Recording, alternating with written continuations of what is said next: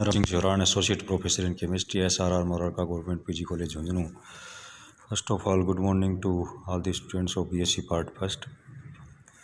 पिछले video lecture में हमने अल्केन्स क्या हैं, अल्केन्स के बनाने की विधियाँ और फिजिकल और केमिकल प्रॉपर्टीज़ ऑफ अल्केन्स वाली यूनिट वाला टॉपिक जो अपन ने फिनिश कर दिया था। Today we will start cycloalkanes. So first of all we discuss the introduction of cycloalkanes. Close chain और साइक्लिक कंपाउंड्स जिनमें श्रृंखला केवल कार्बन परमाणु से बनी होती है कार्बोसाइक्लिक या समचक्रीय या होमोसाइक्लिक यौगिक कहलाते हैं।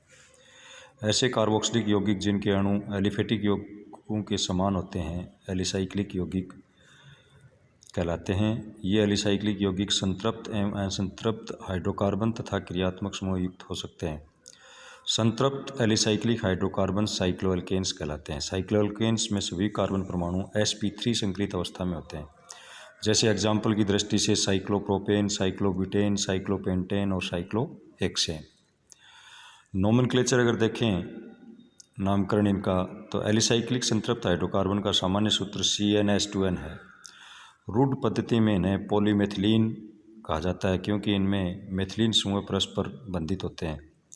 क्रमशः 3, 4, 5 और 6 कार्बन परमाणु युक्त यौगिक क्रमशः ट्राई, टेट्रा, पेंटा और हेक्सामेथिलीन कहलाते हैं। अर्थात मेथिलीन से पूर्व विलय बनाने वाले कार्बन परमाणु की संख्या को ग्रीक पूर्व लग्नों जैसे ट्राई, टेट्रा, पेंटा आदि से पूर्व लग्नित कर देते हैं।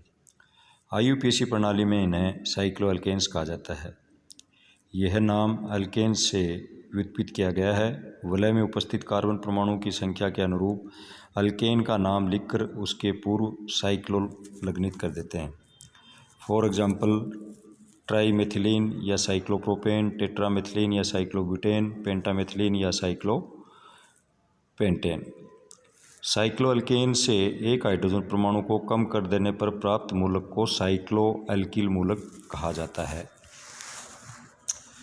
फॉर एग्जांपल साइक्लोप्रोपेन से साइक्लोप्रोपिल, साइक्लोब्यूटेन से साइक्लोब्यूटिल इत्यादि। तो साइक्लोअल्केन विलय में यदि कोई एल्किल प्रतिस्थापी उपस्थित हो तो साइक्लोअल्केन के नाम से पूर्व प्रतिस्थापी का नाम लिख देते हैं।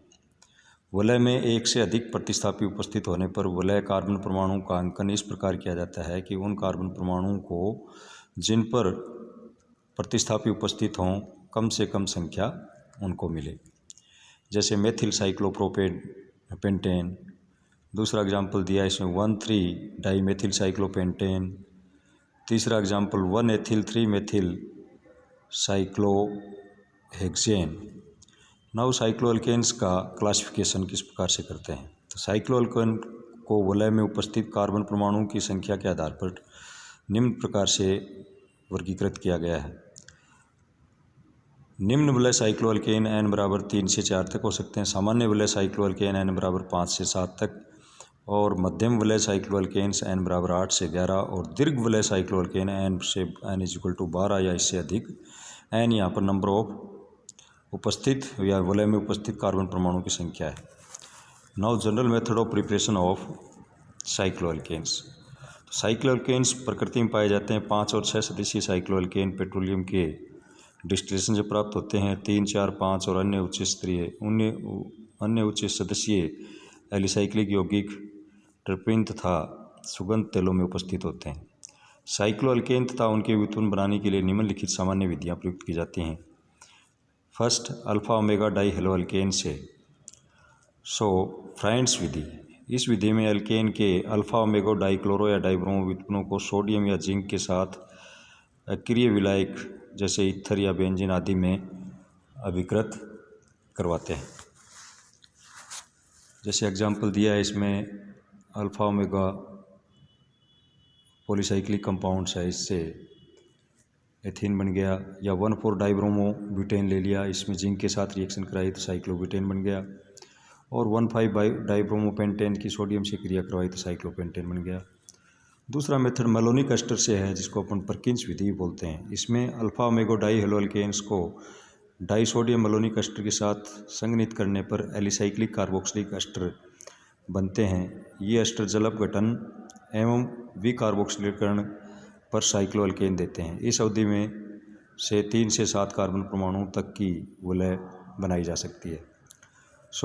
मैलोनिक एस्टर जो है उसकी क्रिया सोडियम इथोक्साइड से कराते हैं तो डाई सोडियम मैलोनिक एस्टर जो है वो बनता है, और इसकी क्रिया 1,2 डाइब्रोमीथेन से करवा देते हैं तो ये एक कंपाउंड जो है लास्ट में जाकर के साइक्लोप्रोपेन जो है वो बनता है। अगर 4, 5 और 6 सदस्यीय या 7 सदस्यीय साइक्लोअल्केन बनाने के लिए मोनोसोडियम मैलोनिक एस्टर का प्रयोग किया जा सकता है। तो मैलोनिक एस्टर लिया, सोडियम इथोक्साइड से इसका लवण बना लिया, sodium salt of malonic ester, plus इसकी रिएक्शन जो है 2 मोल ले लेंगे इसके sodium salt of malonic ester के और 1,2 डाइब्रोमो एथेन से क्रिया कराएंगे तो 2 मोलिक्यूल सोडियम ब्रोमाइड के निकल गए, और इस प्रकार से इसकी रिएक्शन जो है अपन CH2NI2 से करवा देते हैं। इसमें 2NAI निकल गया और हाइड्रोलिसिस करने के बाद जो है लास्ट में ये पॉलीसाइक्लोअल्कीन जो है कंपाउंड बन गया। इसमें n=0 ले लेते हैं या n=1, n=2, तो विभिन्न प्रकार के साइक्लोअल्केन्स अपन प्राप्त कर सकते हैं। डाइकार्बोक्सिलिक अम्ल के एस्टर से यानी डिकमन विधि से ही बना सकते हैं। जैसे एथिल एडिपेट ले लिया अपन ने, इसकी सोडियम इथोक्साइड से रिएक्शन करा दी तो प्रोडक्ट जो है ये बन गया और इस साइक्लोपेंटेनोन बन गया, और साइक्लोपेंटेनोन की जिंक अमलगम या HCl से क्रिया करा दें यानी रिडक्शन करा दें तो CO ग्रुप जो है वो CH2 में बदल जाएगा और साइक्लोपेंटेन जो है वो प्रोडक्ट बनेगा।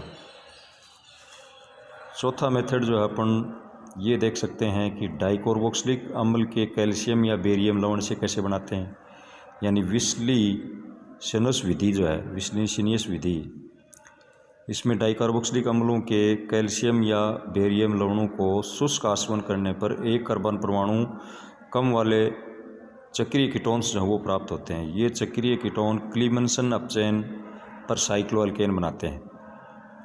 जैसे अपन ने ये कैल्शियम एडिपेट ले लिया, इसका ड्राई डिस्टिलेशन कराया कैल्शियम कार्बोनेट की उपस्थिति में, ड्राई डिस्टिलेशन तो कैल्शियम कार्बोनेट निकल जाएगा और साइक्लोपेंटेनोन बन गया। इस साइक्लोपेंटेनोन की रिएक्शन जो है जिंक अमलगम और सांद्र HCl से करवा देते हैं तो इससे साइक्लोपेंटेनोन में उपस्थित CO समूह CH2 में बदल करके साइक्लोपेंटेन प्रोडक्ट बनता है। रुजिका ने बताया कि कैल्शियम या बेरियम के स्थान पर थोरियम या इथ्रियम लवणों के शुष्क आसवन से भी चक्रीय कीटोन्स की अधिक लब्धि अपने को प्राप्त होती है। नेक्स्ट मेथड अपन जिग्लर-थोर्प विधि है जिसको अल्फा ओमेगा डाइनाइट्राइल्स से अपन बनाते हैं। तो अल्फा ओमेगा डाइनाइट्राइल्स को है कोई भी अक्षार की उत्प्रेरक की उपस्थिति में, जैसे लिथियम एन एथिल एनिलीन की उपस्थिति में अंतर अणुक चक्रण जो है वो हो जाता है, जैसा कि इस रिएक्शन में दिखाया है। इसका हाइड्रोलिसिस करवा दिया अपन ने और लास्ट में उत्पाद जो है साइक्लोअल्केन कॉमन बन गया, यानी CH2N CH2 तो n=1 रखते हैं, साइक्लोप्रोपेन n=2 रखें तो साइक्लोब्यूटेन इत्यादि, इनसे अपन ये प्रोडक्ट बना सकते हैं। इस विधि से अपन जनरली 5 से 6 सदस्यीय साइक्लोअल्केन्स अधिक आसानी से बनाए जाते हैं। नेक्स्ट मेथड है इसमें हुन्स-डिकर विधि, यानी इस विधि के अंदर अल्फा ब्रोमो एसिल क्लोराइड को मोनोसोडियम एसिटोएक्सिटिक एस्टर के साथ अभिक्रिया से उत्पाद करा करके उत्पाद का मेथेनॉल तथा सोडियम इथोक्साइड के साथ अम्लीय जल अपघटन करवाते हैं। जल अपघटन से प्राप्त उत्पाद को सोडियम आयोडाइड या एसीटोन से क्रिया कर प्राप्त उत्पाद को पोटेशियम डाइक्रोमेट या ब्यूटेनॉन द्वारा चक्रीकरण कर लेते हैं। जैसे ये ले लिया अपने सोडियम साल्ट ऑफ, ये प्रोडक्ट लिया, अम्लीय जल अपघटन करा दिया इसका, तो ये प्रोडक्ट इस रिएक्शन के द्वारा जो अपन ने साइक्लो अल्केन्स जो हैं वो प्राप्त कर लिए। Now Diels Alder reaction, by Diels Alder reaction के द्वारा भी अपन इनको बना सकते हैं। तो एथेनलिक यौगिक जो होता है डाइनोफाइल, यानी डिल-सेल्टर रिएक्शन में एक डाइन होता है और दूसरा डाइनोफिल होता है। तो डाइन और डाइनोफिल की रिएक्शन करा करके साइक्लिक कंपाउंड्स जो है वो अपन बना सकते हैं।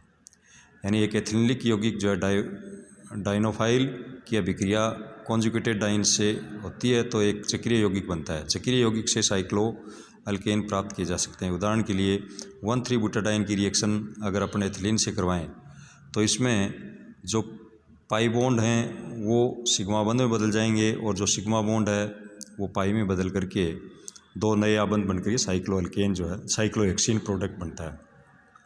इस साइक्लोहेक्सीन में अगर 1 मोल हाइड्रोजन का डाल दें अपन, यानी इसका रिडक्शन करवा दें, तो साइक्लोहेक्सेन जो है वो अपने को प्राप्त होता है।